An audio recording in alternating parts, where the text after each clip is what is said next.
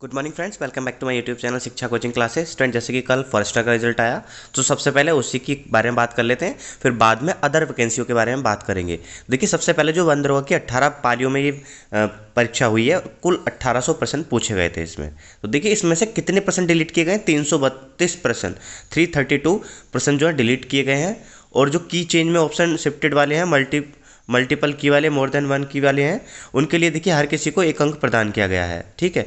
साथ ही में देखिए, इसमें हमको जो समझने वाली बात है वो बहुत ज़रूरी है कि ये जो पद आए थे, जो भी 316 पद हैं, इनके लिए अब देखिए आगे का जो स्टेप है उसको रोकने से पहले, क्योंकि आपकी सारी चीज़ें क्यों समझ में आपको आनी चाहिए कि देखिए, इसमें जो आपकी शारीरिक दक्षता परीक्षा है, इसके लिए समय और सीमा जो भी है, समय और समय जो भी है, स्थान और समय जो भी जानकारी आयोग की वेबसाइट पर दे दी जाएगी। लेकिन यह भी स्पष्ट कर दिया गया है कि भैया कोई आपत्ति देना चाहता है तो प्रत्येक दशा में इस अधिसूचना के जारी होने के 15 दिन के भीतर दे दे, उसके बाद प्राप्त आपत्तियों पर विचार नहीं किया जाएगा।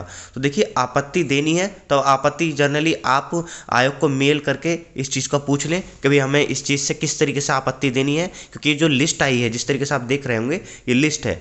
इस लिस्ट में अनियमितताएं काफ़ी सारी हैं, जैसा कि स्टूडेंट्स के सेम एक ही घर से परिवार से दो दो बच्चों का सिलेक्शन हुआ है, उनके माता पिता सेम, मतलब, और उसके बाद उनके जो मार्क्स हैं ऑलमोस्ट वो भी सेम है। तो देखिए, कहीं ना कहीं कुछ ना कुछ इसमें नज़र आ रहा है कि कुछ ऐसा हुआ है। दोस्तों, इसके लिए मैं जनरली आपसे ये कहूँगा कि आप आपत्ति दें, आयोग को मेल करके पूछें किस तरीके से प्रोसेस है, क्या है।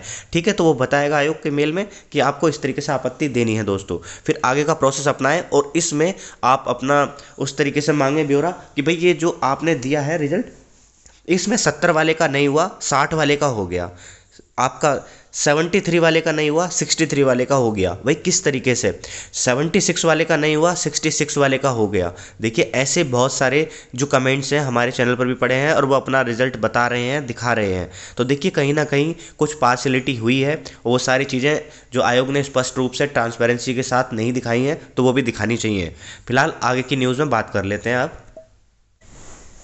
देखिए, जैसा जानते हैं कि कल मैंने आपसे कहा भी था कि आचार संहिता आज से या कल से लागू हो जाएगी, तो कल से ही लागू हो गई थी। और जो कि आपकी उत्तराखंड में इलेक्शन होने हैं, 14 फरवरी डेट डिसाइड हो गई है और 10 मार्च को आपका रिजल्ट आना है। तो देखिए, इसी के साथ में आचार संहिता लागू, अब नए फैसले नहीं ले पाएगी सरकार। तो देखिए, अब आपको ये चीज़ भी समझनी होगी कि आप मान लिया धरना प्रदर्शन, वो सारी चीज़ें, गुटबाजी, वो सब तो कर नहीं सकते, आंदोलन भी नहीं कर सकते। तो फिलहाल बैठ करके आपत्ति लगाएं इस चीज़ पर, और अगर सेटिस्फेक्शन ना हो, इस चीज़ को ना हो, तो इसको आगे आप फिर कोर्ट में लेकर के जाएं।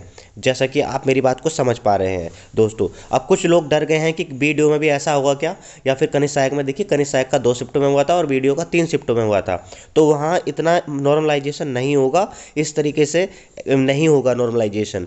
आप ये बिल्कुल छोड़ दें इस बात को कि 18-18 शिफ्टों में एग्जाम करा दिया और इतने क्वेश्चन डिलीट करने के बाद ये जो 20-20 नंबर का इसमें नॉर्मलाइजेशन कर दिया है, 60 वाले के 80 पहुंचा दिए इन्होंने, तो उस तरीके से नहीं होगा दोस्तों। तो आप इस चीज़ को थोड़ा सा वो ना लें कि बिल्कुल कि भाई उसमें भी आपका नॉर्मलाइजेशन होगा और आपके जो मार्क्स हैं इसी तरीके से 60 वाले के 80 पहुंचेंगे वीडियो में, तो वो बिल्कुल नहीं होने वाला इस तरीके से। ठीक है दोस्तों, आगे जो खबर है अब आगे देख लेते हैं। दोस्तों, जैसे कि देखिए, प्रदेश में समूहगाग के 201 पदों पर निकली भर्तियां। देखिए, पहली भर्ती मत्स्य विभाग में 28 पद हैं, दूसरी भर्ती सहकारिता व जीवी पंत विवि में 73 पदों पर मौका है, तीसरी भर्ती गन्ना विकास विभाग में 100 पदों पर मौका है। तो देखिए, अच्छी खासी वैकेंसी निकल रही हैं, चाहे एलोपैथी आयुर्वेद विभाग में बम्पर भर्तियां हों, या फिर आपका जैसे एएसओ की भर्ती निकली है, दरोगा की निकली है। तो उस तरीके से आप अपनी तैयारी करते रहें और जो यूके SSSC की साइट है, इस पर भी टाइम टू टाइम अपडेट अपनी पाते रहें। और जो ये फॉर्म है, ये फ्री ऑफ कॉस्ट है, और ये जो भर्तियां निकल रही हैं, इनके एक बार को जो भी इनका क्राइटेरिया है उसको फुलफिल करें, उस तरीके से अच्छे से पढ़ करके फ्री फॉर्म भरें। क्योंकि एक बार आपका सिलेक्शन हो जाता है, फिर आपको अगर उसमें लास्ट टाइम पर आपके पास वो डॉक्यूमेंट नहीं है और आपको बाहर निकाला जाता है, तो उसमें दिक्कत होती है। तो दोस्तों, इस चीज़ को आप समझें और थोड़ा सा इस चीज़ को देखभाल करके ही आप फॉर्म भरें। दोस्तों, आगे की न्यूज़ देख लेते हैं अब क्या है। देखिए दोस्तों, जैसा कि जो सचिव हैं यूके पीएससी के करमेन सिंह, उन्होंने क्या कहा, आचार संहिता में क्या कहा गया है यह जानने के बाद ही परीक्षाओं पर निर्णय लिया जाएगा। 23 और 30 जनवरी को 2 परीक्षाएं प्रस्तावित हैं, अन्य में फिलहाल आवेदन की प्रक्रिया चल रही है। यानी कि देखिए यूके पीएससी अपना काम कर रहा है, यानी कि आपका जो रिजल्ट है, जो बाकी के मान लिया, या फिर आपकी जो परीक्षाएं हैं, या फिर आपका जो प्रोसेस अंदर इंटरनली हो रहा है उस पर कार्य चल रहा है, उसमें कोई कमी नहीं आएगी। लेकिन उसकी जो गाइडलाइंस पढ़ने के बाद, जो इलेक्शन कमीशन की गाइडलाइंस है, उसके बाद ही ये देखिए 23 और 30 की परीक्षा कराई जाएंगी। इसमें कोई अभी तक कोई ऐसा वो नहीं है कि इसमें परीक्षा में नहीं हो या कुछ भी ऐसी दिक्कत आए। ठीक है दोस्तों, अब अगला न्यूज़ पढ़ लेते हैं। जो सचिव हैं यूके SSC के संतोष बड़ोनी जी, अधिकांश पदों के जो विज्ञप्ति जारी की गई हैं उनमें अभ्यर्थियों के से आवेदन मांगे गए हैं। चुनाव आचार संहिता और कोरोना गाइडलाइन को ध्यान रखते हुए परीक्षाओं पर निर्णय लिया जाएगा। तो देखिए इस समय देखिए आचार संहिता हुई और साथ में आपकी जो गाइडलाइंस हैं जो कोरोना की, उसको देखते हुए सारे निर्णय लिए जाने हैं। तो ये अभी ऐसा न मान के मत चलिएगा कि आपकी परीक्षाएं नहीं होंगी, मान के चलिए आपकी परीक्षाएं होंगी ही होंगी। जब इलेक्शन हो रहा है तो परीक्षाएं भी जरूर होंगी दोस्तों, तो इस बात को बिल्कुल भी इग्नोर ना करें, अपनी परीक्षाओं की तैयारी पूर्ण रूप से करते रहें। अब अगली न्यूज़ देख लेते हैं।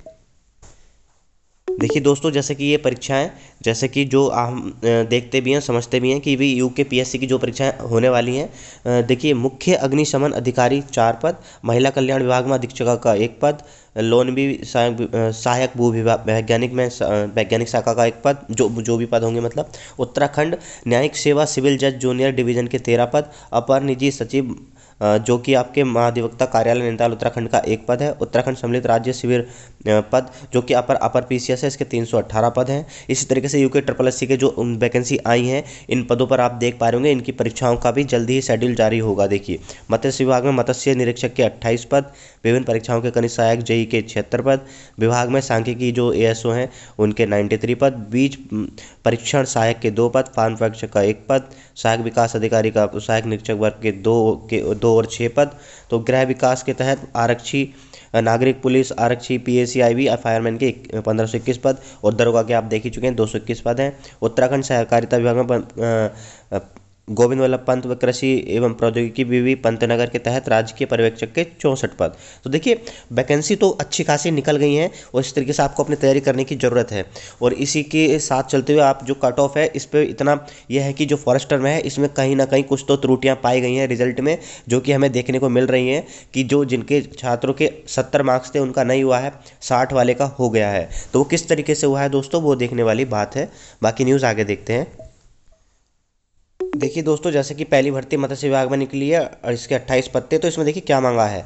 देखिए इसमें जो मांगा है, आवेदक के मत्स्य विज्ञान में ग्रेजुएशन या जीवी पंत विश्वविद्यालय से मत्स्य विज्ञान में 4 वर्षीय ग्रेजुएशन कोर्स होना जरूरी है। दूसरी भर्ती जो सहकारिता व जीवी पंत में विभिन्न 73 पदों का मौका है, इसके लिए देखिए आवेदक से एग्रीकल्चर या इकोनॉमिक्स या बॉटनी में ग्रेजुएट होना जरूरी है। ठीक है दोस्तों, इसमें ग्रेजुएशन आपका एग्रीकल्चर से हो या इकोनॉमिक्स से हो या बॉटनी से हो। ठीक है दोस्तों, अगले जो है तीसरी भर्ती है गन्ना विकास विभाग में 100 पद है। इन पर देखिए क्या मांगा गया है।